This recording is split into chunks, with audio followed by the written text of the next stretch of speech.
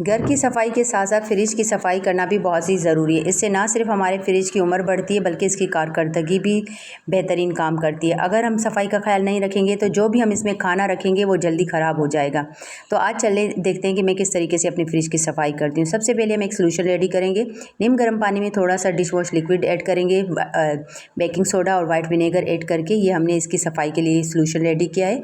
इससे ना सिर्फ जर्म्स मरेंगे बल्कि जो विनेगर की मदद से जो फ्रिज में पीलापन आ जाता है वो भी ख़त्म होगा। कोई भी आपने वेस्ट टूथब्रश ले लेना है, उसकी मदद से हम इस तरीके से कोने वगैरह में जो इसमें गंदगी जमा हो जाती है उसको साफ़ करेंगे ताकि आसानी के साथ जो है वो ये कोने वगैरह में जो इसमें चीज़ें वगैरह गिर जाती हैं सफाई हो जाए आसानी के साथ।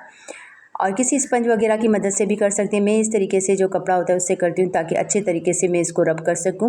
फिर ये दरवाजे पे अक्सर बहुत ज़्यादा चीज़ें ख़राब हो जाती हैं और जो इसकी रबड़ होती है वो भी ख़राब, बहुत ज़्यादा इसमें गंद हो जाता है। तो आपने अच्छे तरीके से पूरे फ्रिज की जो है क्लीनिंग कर लेनी है।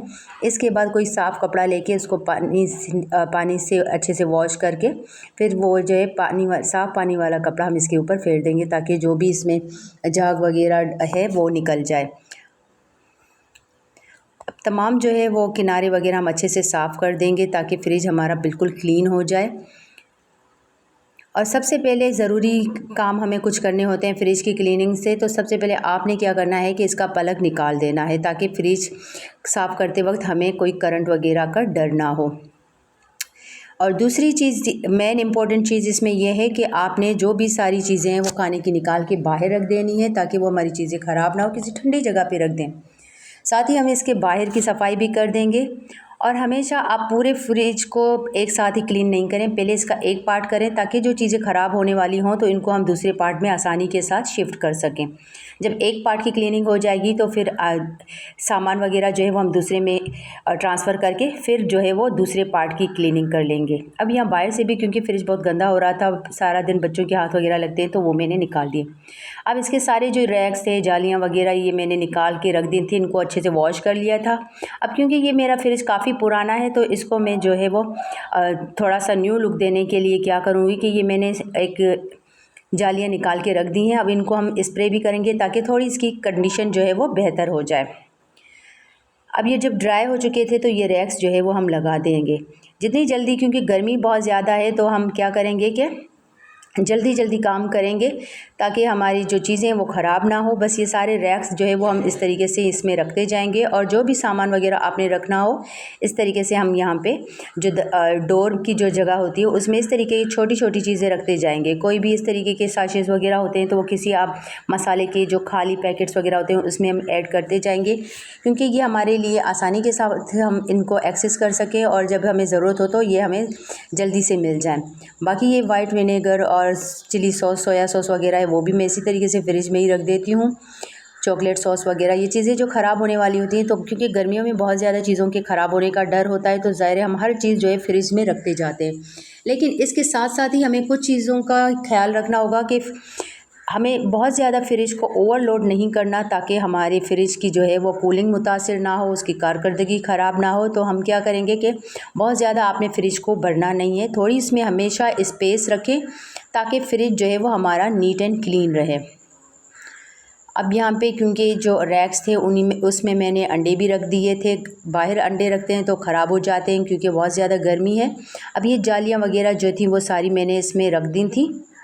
मेरी फ्रिज क्योंकि बहुत ज़्यादा पुरानी है, क्योंकि अभी सही काम कर रहा है तो मैं इसको चेंज करने का इरादा तो नहीं है, तो मैंने कहा इसी को थोड़ा सा न्यू लुक देते हैं। ये जालियों में क्योंकि बहुत ज़्यादा जंग आ गया था तो मैंने इसको रख दिया था कि इसको थोड़ा सा स्प्रे पेंट कर दूंगी ताकि ये मज़ीद कुछ टाइम अच्छे से निकाल लें, क्योंकि इस जंग की वजह से फ्रिज में बहुत ज़्यादा मैस हो जाता था, बहुत गंदगी हो जाती थी। कॉर्नर वगैरह आपने देखे थे ना, तो ये इसी का जो जंग निकलता है ना उस वजह से काले हो गए थे। अब मैं क्या करूँगी कि मैंने स्प्रे पेंट लिया तो आपने इसमें से जो भी इसके ऐसी इसमें वाइट शीट लगी होती है तो वो जब जंग की वजह से निकलने लगी थी तो एक्स्ट्रा जो थी वो मैंने निकाल दी थी जो निकलने वाली थी। बाकी कोई ऐसी शीट वगैरह नीचे बिछा दें ताकि आपका घर भी गंदा ना हो और आप जो है आसानी के साथ इसको पेंट कर सकें। दोनों को मैंने एक दूसरे के ऊपर रख लिया था ताकि जो इसका वेस्ट पेंट हो तो वो दूसरे में लगता जाए।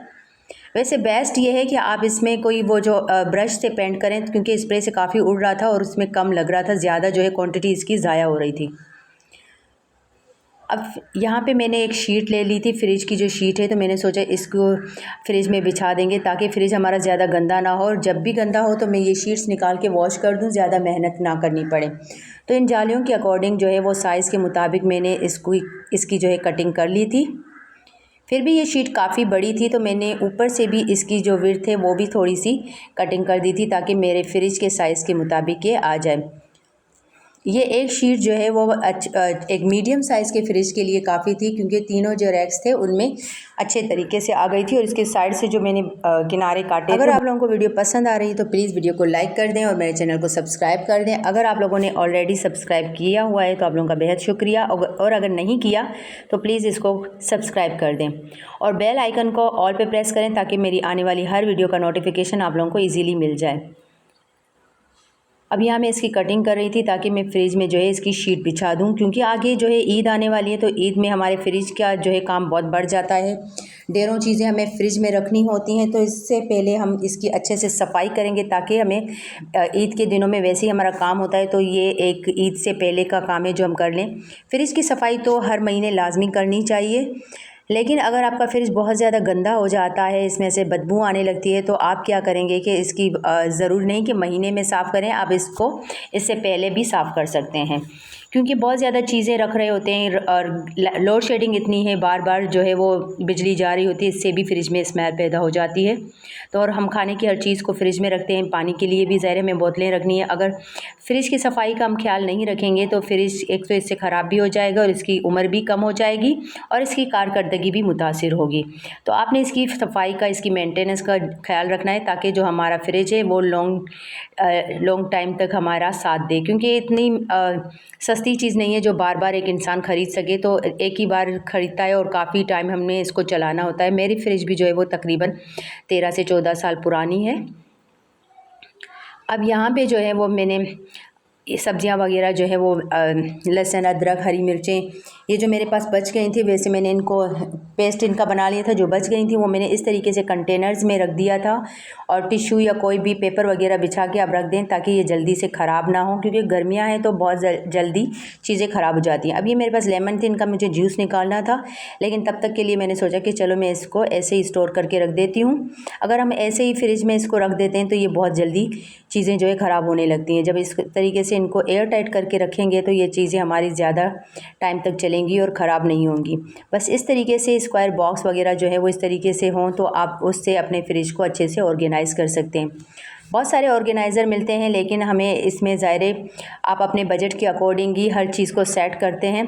तो मैंने ये जो $1 से जो इस तरीके के बॉक्सेस आ जाते हैं, मैंने वो लिए थे ऑर्गेनाइज़र, क्योंकि हमें काफ़ी महंगे पड़ जाते हैं। तो हम अपनी नीड के अकॉर्डिंग जो भी हमें बजट फ्रेंडली लगेगा वो चीज़ें हम लेके अपनी ऑर्गेनाइजेशन कर सकते हैं। ज़रूरी नहीं कि बहुत ज़्यादा महंगे ऑर्गेनाइज़र लेकर ही हम फ्रिज को ऑर्गेनाइज़ करें।